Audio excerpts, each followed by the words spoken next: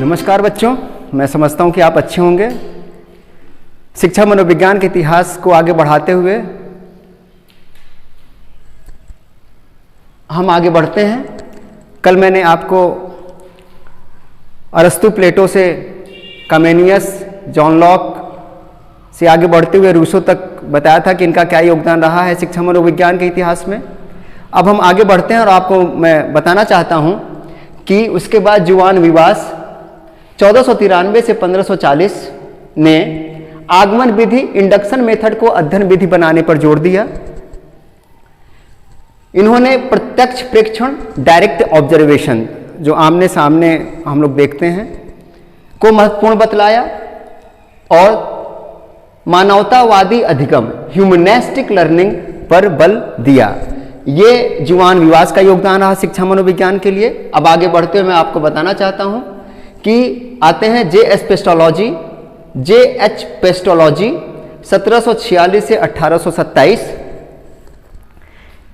इन्होंने रूसों के जो सुझाव थे कि बच्चों को स्वाभाविक रुझान के अनुसार शिक्षा देना चाहिए, उसको कार्य रूप प्रदान किया। इन्हीं कारणों से इन्हें पहला प्रयुक्त शिक्षा मनोवैज्ञानिक, किसे?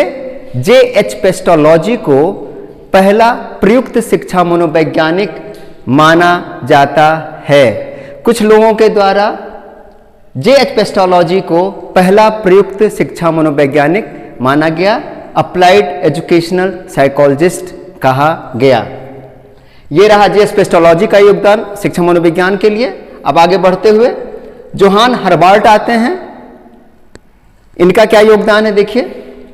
कुछ लोगों द्वारा इन्हें वैज्ञानिक अध्यापन, साइंटिफिक पेडागोजी का जनक कहा गया है और इनके अनुसार इन्होंने ये कहा है कि शिक्षक को पढ़ाते समय छात्रों के मानसिक सेट को ध्यान में रखना चाहिए, अथवा जो छात्रों का मानसिक सेट है उस पर बल देते हुए छात्रों को अध्ययन करने पर जोर देना चाहिए। फिर से सुन लीजिए, जोहान हर्बार्ट ने कहा कि शिक्षक को पढ़ाते समय छात्रों के मानसिक सेट पर अधिक बल देना चाहिए। उनकी मानसिक स्थिति क्या है उसको एक शिक्षक को ध्यान में रखना चाहिए। आगे बढ़ते हुए विलियम वुंट आते हैं। इनका नाम आप लोगों ने सुना होगा। हमारे ख्याल से जिन्होंने भी शिक्षा मनोविज्ञान और TET, super TET, C TET वगैरह की तैयारी किए होंगे वो जरूर पढ़े होंगे कि 1879 में लिपजिंग, जो कि जर्मनी में है, प्रथम मनोविज्ञान शाला का स्थापना किया। किन्होंने किया? आप जानते हैं, विलियम वुंट ने। इनका दूसरा योगदान यह रहा कि इसके आगे बढ़ते हुए मैं आपको बताना चाहता हूं, आते हैं विलियम जेम्स, जिनको मनोविज्ञान का जनक कहा गया है। मनोविज्ञान के जनक के रूप में हम विलियम जेम्स को जानते हैं। इसके बाद इन्होंने एक पुस्तक 1890 में प्रकाशित किया जिसका नाम है प्रिंसिपल ऑफ साइकोलॉजी। 1890 में विलियम जेम्स ने एक पुस्तक का प्रकाशन किया जिसे हम प्रिंसिपल ऑफ साइकोलॉजी के नाम से जानते हैं।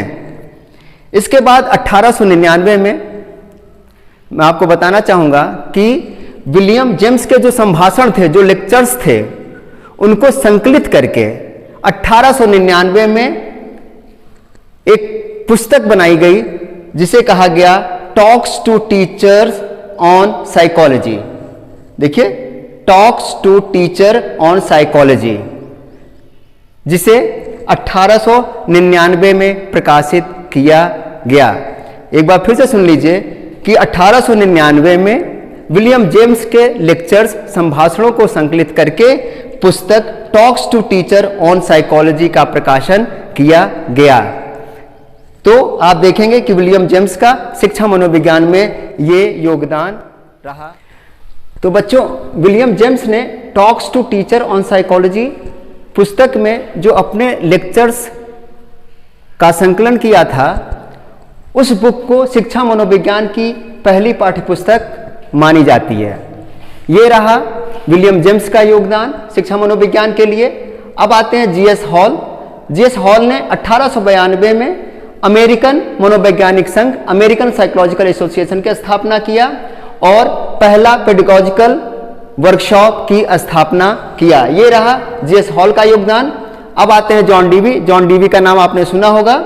जॉन डीवी 1894 में शिकागो विश्वविद्यालय में अमेरिका के शिक्षा मनोविज्ञान, देखिए अमेरिका के शिक्षा मनोविज्ञान की प्रथम प्रयोगशाला स्थापित किया और इन्होंने बच्चों के संदर्भ में 3 तथ्य प्रस्तुत किए, जिसमें से एक में उन्होंने कहा कि प्रत्येक बच्चा एक सक्रिय शिक्षार्थी होता है।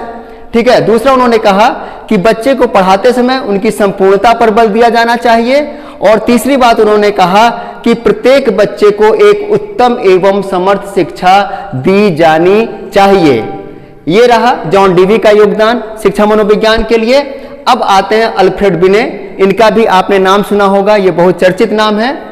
तो अल्फ्रेड बिने ने 1898 में मेंटल फटिग, मानसिक थकान, मेंटल फटिग मानसिक थकान प्रकाशित किया।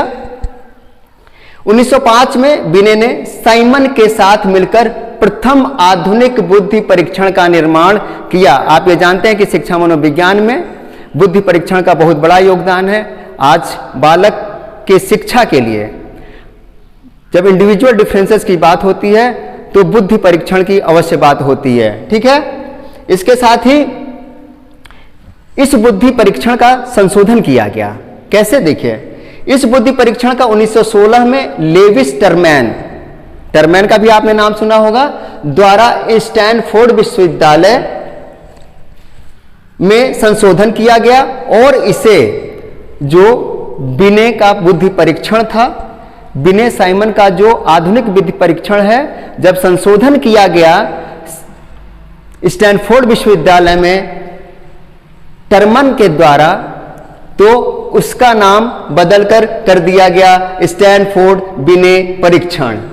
फिर से सुन लीजिए, 1905 में बिने एवं साइमन ने मिलकर जो आधुनिक बुद्धि परीक्षण का निर्माण किया, उसमें संशोधन टर्मैन द्वारा 1916 में स्टैनफोर्ड विश्वविद्यालय में किया गया और उस बुद्धि परीक्षण का नाम बदलकर स्टैनफोर्ड बिने परीक्षण कर दिया गया और आज यह स्टैनफोर्ड बिने परीक्षण के नाम से जाना जाता है।